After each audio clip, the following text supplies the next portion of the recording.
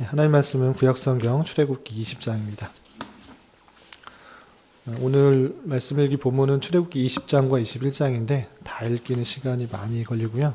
출애굽기 20장에서는 10계명 부분이 나오는데 10계명이 나오는 1절부터 17절까지 10계명의 내용을 뜻을 생각하면서 1절부터 17절까지 말씀을 천천히 봉독하도록 하겠습니다. 하나님이 이 모든 말씀으로 말씀하여 이르시되 나는 너를 애굽 땅 종되었던 집에서 인도하여 낸 내 하나님 여호와니라.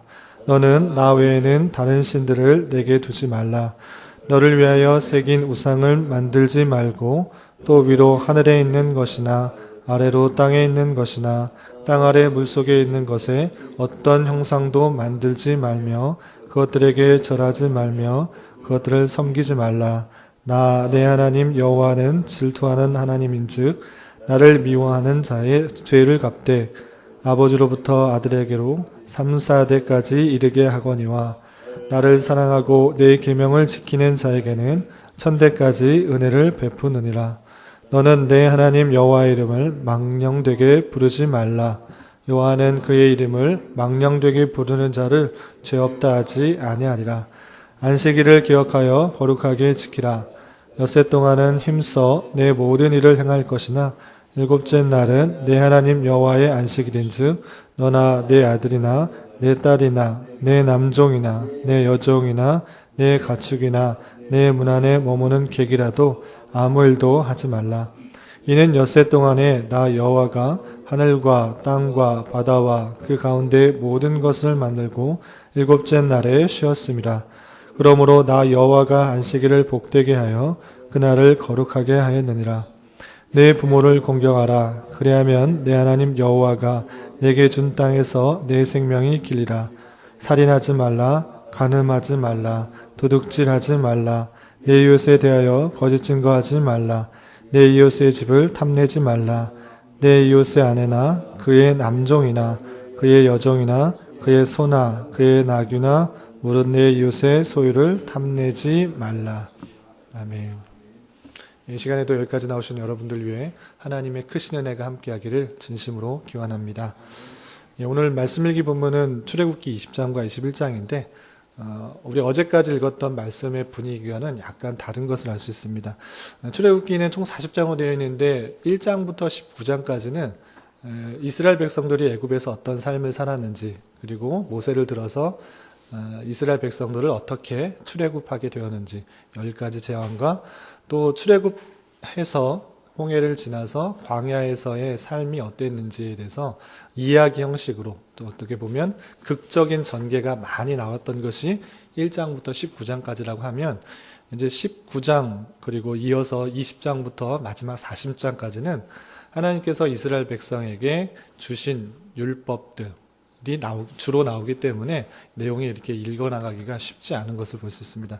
그래서 19장부터 또 20장에 이르러서는 여러 가지 법들이 나옵니다. 오늘 읽었던 20장에서는 1절부터 17절까지 읽었던 것은 이제 10계명에 대해서 도덕법으로 알려져 있는 10계명에 대해서 나왔고요. 그리고 우리는 읽지는 않았지만 그 뒤에 22절부터 마지막 26절까지는 제단에 관한 법들을 어떻게 들어야 되는지에 대해서도 설명이 되고 있고요. 그리고 21장 1절부터 11절까지는 종에 관한 법들에 대해서 종을 어떻게 다루어야 되는지도 설명하고 있고요. 또 12절부터 27절까지는 폭행이 일어났을 때 어떻게 행해야 되는가 이런 법들이 나오고 있고요. 또 28절부터 또 36절까지는 소가 다른 사람에게 피해를 입혔을 때는 어떻게 처리해야 되는가 나오고 있습니다. 그래서 여러 가지 법들, 이스라엘 백성들이 지켜야 될 법들, 윤례들이 나오기 때문에 좀 딱딱하고 또 이해하기가 또 쉽지가 않고 오늘날의 상황하고 맞지 않는 부분들이 있어서 이것들을 좀 읽어나가기는 쉽지 않은 것을 볼 수 있습니다. 그리고 그 이후에도 성막을 어떻게 지어야 되는가, 또 제사는 어떻게 드려야 되는가, 또 제사장의 복장은 어떻게 해야 되는가, 또 그 복장의 의미들은 무엇인가 이런 것들이 이제 쭉 나오기 때문에 읽어가기가 이렇게 쉽지 않은 것을 볼 수 있습니다. 그래서 이런 법들, 지켜야 될 명령들을 어떻게 우리가 받아들여야 되는지를 오늘 좀 잘 생각을 하고 또 나머지 40장까지 좀 읽어갔으면 좋겠습니다. 그래서 우리에게 주시는 그런 성경의 말씀들, 특별히 출애굽기 20장부터 나오는 여러 가지 법들, 율법들을 우리는 어떻게 받아들여야 되는가를 생각해 봐야 되는데요. 여러분들 말씀일기 교환에도 처음에 나왔다시피 1번 옆에 보면 율법은 의식법, 시민법, 도덕법이 있다. 이렇게 되어 있습니다. 물론 배우신 분들도 있지만 또 잊으신 분도 있고 처음 대하시는 분도 있기 때문에 율법의 종류, 하나님께서 우리에게 명령하신 법들이 있는데 그 율법의 종류는 어떤 것들이 있고 또 그 율법을 주신 이유는 무엇인가, 또 기능은 무엇인가를 좀 정리하고 오늘 좀 십계명의 내용들을 다 설명하기에는 시간이 부족하기 때문에 율법의 종류와 기능을 정리하고 그렇기 때문에 그 율법을 어떻게 지켜야 되는가, 받아들여야 되는가 좀 정리하고 넘어가는 시간을 좀 가지면 좋겠다 생각이 듭니다. 첫 번째로 율법의 종류 이렇게 되어 있는데요. 여러분 말씀일기 교환에도 율법의 종류는 의식법이 있고 시민법이 있고 도덕법이 있다 이렇게 되어 있습니다. 의식법은 무엇이냐면 의식을 행하는데 사용하는 법들인 것입니다. 쉽게 말하면 제사는 어떻게 드려야 되는가, 절기는 어떻게 드려야 되는가, 제사장의 복장은 어떻게 해야 되는가, 그리고 성막 안에는 어떻게 어떤 것들을 두어야 되고 어느 때 그 성막의 제단에 떡을 드려야 되고 또 향을 피워야 되는가, 이렇게 의식을 행할 수 있도록 명령하는 법들이 있습니다. 그래서 성경에서 특별히 출애굽기 보시면 여러 가지 의식을 지키도록 주신 법들이 있는데 이런 법들이 있을 때는 당장의 말씀을 읽을 때 행하라, 이렇게 해라, 이렇게 했을지라도 그것은 구약 시대에 이스라엘 백성들에게 의식을 행하도록 주신 법이기 때문에 오늘날에도 그대로 문자 그대로 지켜 행하는 것이 아니라 그것이 뜻하고 예표하는 것이 무엇인지를 잘 살펴 아는 것이 필요합니다. 그래서 의식법들을 읽을 때는 그것이 메시아, 예수 그리스도를 예표하기 위해서 의식들을 행하는 것이구나. 제사를 드리는 것이나 절기를 지키는 것, 이 모든 것들은 예수 그리스도를 예표하기 위해서 주신 법들, 율법들이구나를 생각할 수 있어야 될 것입니다. 그래서 여러 가지 명령 중에 의식을 행하는 명령들은 예수 그리스도를 생각하는 것이 중요하구나를 잊지 말아야 될 것입니다. 그래서 의식법을 딱 읽을 때는 예수 그리스도가 어떻게 오실 것인가를 잘 알게 하기 위해서 이스라엘 백성들에게 주셨구나를 생각할 수 있어야 될 것이고요. 오늘날의 그런 법들을 지키는 것이 아니라 예수 그리스도께서 행하실 일들을 잘 깨닫고 이미 완성하신 예수 그리스도의 사역들을 대해서 잘 이해하고 감사할 수 있으면 되겠다라고 생각하시면 되겠습니다. 그래서 의식법들은 예수 그리스도가 오셔서 완성하셨다, 이렇게 이해하시면 될 것이고요. 두 번째로 이제 율법 중에서는 시민법이 있습니다. 시민법은 무엇이냐면 당시 상황에 맞춰서 이스라엘 백성이 생활할 수 있도록 주신 법들입니다.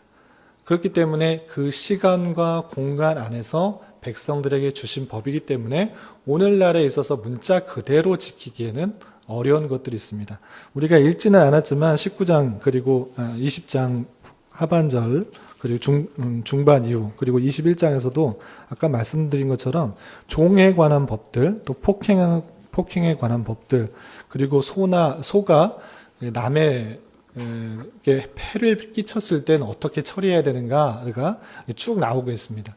뿐만 아니라 그 당시에 맞춰서 여러 가지 행해야 될 법들이 나왔는데 이것을 문자 그대로 지키는 것은 아닙니다. 그래서 시민법이라고 하는데 그럼 시민법은 어떻게 적용해야 되는 것인가? 그 당시 상황에 맞춰서 주신 법률이기 때문에 그 의미와 목적을 잘 살려서 오늘날에 적용하는 것이 필요한 것입니다. 그러니까 오늘날에는 종이 없지 않습니까? 우리나라에도 종이 없기 때문에 당시의 종에 대해서는 어떻게 행하라, 이렇게 여러 가지 법률을 주셨을 때, 율법들을 주셨을 때, 명령하셨을 때 왜 그렇게 종에게 행하라고 했는가? 그리고 소가, 임자 없는 소나 또 그런 가축들이 다른 사람에게 피해를 입혔을 때는 왜 그렇게 행하라고 했을까? 의미와 목적을 잘 생각하여서 오늘날의 상황에 맞춰서 잘 적용하는 것이 필요한 것입니다. 그래서 시대와 상황에 따라서, 공간에 따라서 주신 여러 가지 법률들을 시민법이라고 분류를 하고요. 그것은 문자 그대로 지키는 것이 아니라 오늘날 상황에 맞춰서 의미와 목적들이 잘 살아날 수 있도록 적용하는 것이 필요하다라고 할 수 있습니다. 그래서 우리가 읽지는 않지만 종에 관한 법들, 또 임자 없는 소와 또 해를 끼쳤을 때의 법률들은 오늘날의 상황에 맞춰서 잘 적용하는 노력들이 필요한 것입니다. 그리고 마지막으로 주어진 법률이 있는데요. 율법의 분류가 있는데 그것은 도덕법입니다. 도덕법은 시간과 공간과는 상관없이 영원히 대대로 지켜야 할 그런 법률을 말합니다. 그것을 도덕법이라고 말을 하고요. 구약시대뿐만 아니라 신약시대, 오늘날 우리에게 있어서도 그 의미와 목적들, 그리고 그 문자 그대로의 내용들을 충분히 되살려서 적용할 수 있는 것, 그것을 도덕법이라고 하고요. 그것이 십계명에 아주 잘 나타나 있습니다. 그래서 우리가 읽었던 이 십계명은 도덕법의 총화다. 우리가 지켜야 될 내용들이, 영원히 지켜야 될 내용들이 잘 요약되어 있다라고 할 수가 있고요. 그것들을 십계명으로 잘 받아들이면 될 것입니다. 그래서 도덕법들의 십계명의 내용들을 잘 이해하고 오늘날에 있어서 적용하는 그런 노력들이 필요할 것입니다. 그리고 그렇다면 이 율법들이 어떤 기능을 하는가? 율법을 다 지켜서 구원받는 것인가? 그런 것이 아니고 우리 신앙의 선배들은 그런 율법을 주신 이유가 있다, 목적이 있다. 이 율법들은 우리에게 여러 가지 기능을 하는데 그걸 세 가지로 요약을 해서 우리에게 알려주고 있습니다. 율법의 첫 번째 기능은 무엇이냐면 정죄의 기능입니다. 하나님께서 이런 말씀들 저런 말씀들 또 십계명을 주셨을 때 우리가 당장에는 문자적으로 다 지키는 것처럼 보이지만 실제로 그 내용을 깊이를 보면 적극적으로 말하는 것이 있고 금해야 되는 것도 있고 또 해야 되는 것도 있고 소극적으로 말하는 것도 있고 그 이면에 말하고 있는 내용들이 얼마나 풍성한지를 살펴보면 내가 그 내용들을 얼마나 지키지 못하고 있는가를 깨닫게 됩니다. 그래서 모든 사람들에게 있어서 그 율법들은 정죄의 기능을 한다. 내가 그 율법들을 다 지키지 못하는구나 라고 깨닫게 하는 기능을 합니다. 이것은 그 도덕법에 있어서 믿는 사람에게 뿐만 아니라 믿지 않는 사람에게도 정죄의 기능을 하게 되는 것이죠.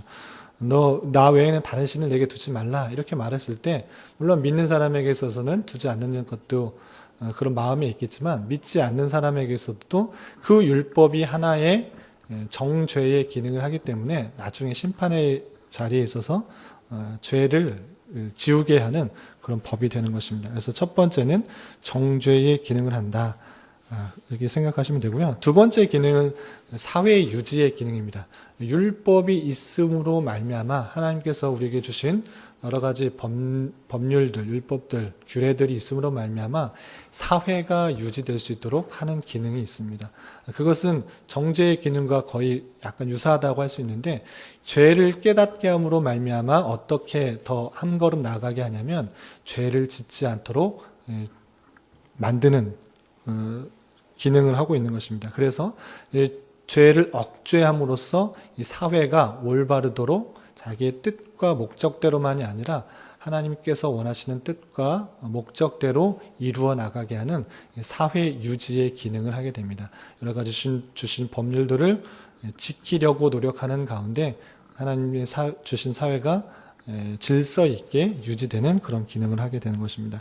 그리고 마지막 세 번째 기능은 성화의 기능입니다. 율법을 모두 다 지킬 수는 없지만 모든 율법들을 법률들을 지킬 수는 없지만 하나님께서 주신 율법들을 자꾸 생각하고 또 지키려고 노력하는 가운데 내 자신이 하나님의 마음과 같이 거룩해진다, 성화된다라고 할 수 있습니다. 여러분도 신앙생활을 수년 동안 또 길고 짧게 하시는 동안 느끼시겠지만 우리가 율법을 다 지킬 수 없습니다. 여러 가지 말씀들을 듣고 행하려고 하지만 나이가 먹고 신앙생활을 오래 하면 죄를 적게 진다라고 하기보다는 죄에 대해서 더 민감해진다라고 할 수 있습니다. 조그만 죄를 지었음에도 불구하고 내가 정말 죄인이구나를 생각하고 더 죄에 대해서 민감하게 반응하게 되는 것을 여러분들이 느끼고 있을 것입니다. 그것은 무엇이냐면 그만큼 하나님의 말씀, 하나님의 율법들, 하나님께서 주신 말씀들 대하면서 내가 좀 더 거룩해졌다, 성화됐다라고 이해하시면 될 것입니다. 조그만 죄를 지었을지라도 하나님 앞에서 내가 얼마나 죄인인가를 깨닫게 되고 내가 좀 더 하나님에 멀어지게 되는구나를 깨닫게 되는 그런 것들을 느끼게 되는데, 그런 것처럼 이 율법을 통하여서 점점점 더 거룩해지는 역할들을 하게 되는 것입니다. 그래서 율법의 세 번째 기능은 성화의 기능입니다. 그래서 말씀을 통해서 계속적으로 하나님께서 원하시는 것들을 깨닫고 내 자신이 그렇게 반응하려고 하는 그런 노력들이 생기게 되고, 그로 말미암아 내 자신이 점점점 더 거룩해지는 하나님 마음을 알아가게 되고, 조그만 죄에 대해서도 민감하게 반응하는 그런 모습으로 우리를 이끌어 주는 것이다 라고 할 수 있습니다. 우리가 십계명을 읽었는데, 이 십계명, 도덕법으로 주신 십계명, 중요한 것은 무엇이냐면 하나님께서 어떤 사람에게 이 십계명을 주었는가 라고 먼저 생각해야 될 것인데, 1절, 2절에 그 서론에 이렇게 잘 말해주고 있습니다. 1절, 2절에서 보면 하나님이 이 모든 말씀으로 말씀하여 이르시되 나는 너를 애굽 땅 종 되었던 집에서 인도하여 낸 내 하나님 여호와니라. 하나님께서 어떠한 분이신가, 그리고 그 지켜야 될 대상이 누구인가 라고 했을 때 구원해 주신 그 하나님이다. 그렇기 때문에 이 말씀을 너희들에게 지키라고 주어진 것이다 라고 표현하고 있는 것이죠. 십계명의 여러 가지 내용들, 그것을 다 지켜서 구원받는 것이 아니라 구원 얻은 성도들에게 성화되도록, 하나님께서 원하시는 것들을 깨닫도록, 또 하나님의 백성으로서 이 땅을 어떻게 살아가야 될지를 알게 하기 위해서 주신 십계명이다, 이렇게 표현하고 있는 것입니다.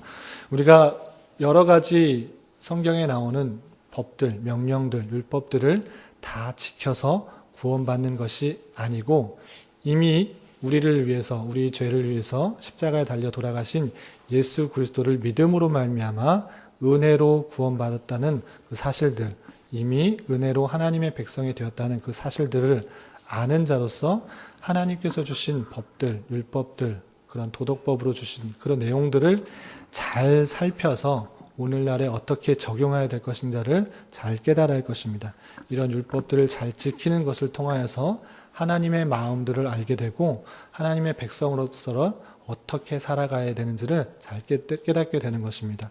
오늘 십계명뿐만 아니라 계속적으로 읽어 나가게 될 여러 명령들, 율법들을 생각하면서 그 내용과 의미와 목적들을 오늘날에 잘 되살려서 우리 삶에 잘 적용해서 하나님을 기쁘시게 하고 또 하나님의 백성으로서의 삶을 잘 살아갈 수 있는 저와 여러분이 되시기를 주님의 이름으로 부탁을 드리겠습니다.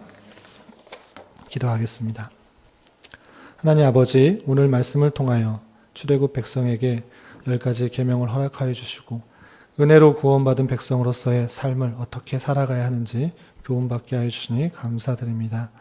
우리가 율법을 모두 지킴으로 구원을 받는 것이 아니라 예수 그리스도의 은혜로 이미 구원받은 자로서 율법의 여러 가지 내용들을 통하여 하나님의 마음을 더 잘 알아들이는 자 되게 하여 주시고, 그 풍성한 의미를 오늘 우리 삶에 잘 적용할 수 있는 은혜도 허락하여 주시옵소서. 이 나라와 민족을 위해 기도합니다. 혼란한 정치 상황 가운데 있는 우리나라에게 긍휼을 베풀어 주시고 하나님의 아름다운 통치와 은혜가 잘 드러나는 나라 되게 하여 주시옵소서. 특별히 이 땅의 교회가 더욱더 소금과 빛의 역할들을 감당할 수 있도록 은혜 주시고, 또 오늘까지 있게 되는 청년 일부 수련회와 세교위원회 워크숍 가운데 함께 하셔서 말씀으로 하나 되며 교제와 단합을 이루는 은혜의 시간이 되게 하여 주시옵소서. 내일은 교회 설립 36주년을 기념하여 감사 예배와 임직식, 취임식, 그리고 은퇴식이 있습니다. 임직 및 취임하시는 분들에게 더욱더 겸손한 자세로 주님의 교회를 위해 충성 봉사하게 하시고 그동안 수고하신 권사님들에게도 하나님으로부터의 위로와 평안이 함께하여 주셔서 계속적으로 온 교회 존경과 사랑을 받으며 주님의 교회를 든든히 잘 세워갈 수 있도록 인도하여 주시옵소서. 특별히 변화기에 있는 우리 교회 가운데 긍휼을 베풀어 주시고 주님의 선하신 뜻과 인도하심을 잘 경험할 수 있는 귀한 기회가 될 수 있도록 인도하여 주시옵소서. 오늘은 주일을 준비하는 날입니다. 교역자들 뿐만 아니라 온 성도들이 말씀의 은혜를 간구하며 준비하는 한 날 되게 하여 주시옵소서. 교회 내 여러 병역자들에게도 주님 친히 함께하여 주셔서 주님의 선한 인도하심을 경험하며 평강 가운데 감사의 고백이 늘 넘쳐나게 하여 주시옵소서. 주님 이 시간 계속해서 각자 간구하는 음성 주님께서 들으시고 주님의 뜻 가운데 가장 선한 것들로 열매 맺게 하여 주시옵소서. 예수님의 이름으로 기도드리옵나이다. 아멘. 하늘에 계신